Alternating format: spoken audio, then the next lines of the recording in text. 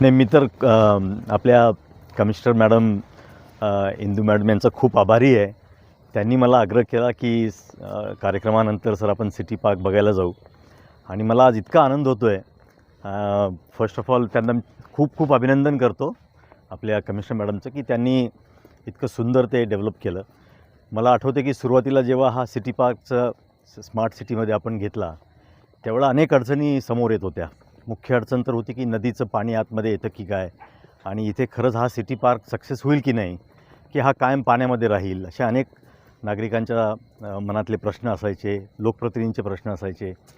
परंतु हा इतका सुंदर डेव्हलप झाला आहे की मला वाटतं ह्या सर्वच परिसरामध्ये कल्याण डोंबिवली, भिवंडी, उल्हासनगर, बदलापूर ह्या सगळ्या इथल्या नागरिकांसाठी हा एक सुंदर असा पार्क म्हणजे आबालवृद्धांपासून सगळ्यांसाठी हा तयार झालेला आहे.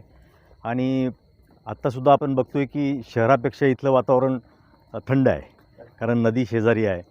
आणि हा कल्याण डोंबिवलीकरांच्यासाठी फार मोठा असा उपक्रम महापालिकेने राबवला. मला खूप आनंद होतो आहे की त्याची सुरुवात जरी माझ्या काळात झाली असली तरी आज अत्यंत सुंदरपणे आपल्या कमिशनर मॅडम यांनी तो डेव्हलप केला आहे.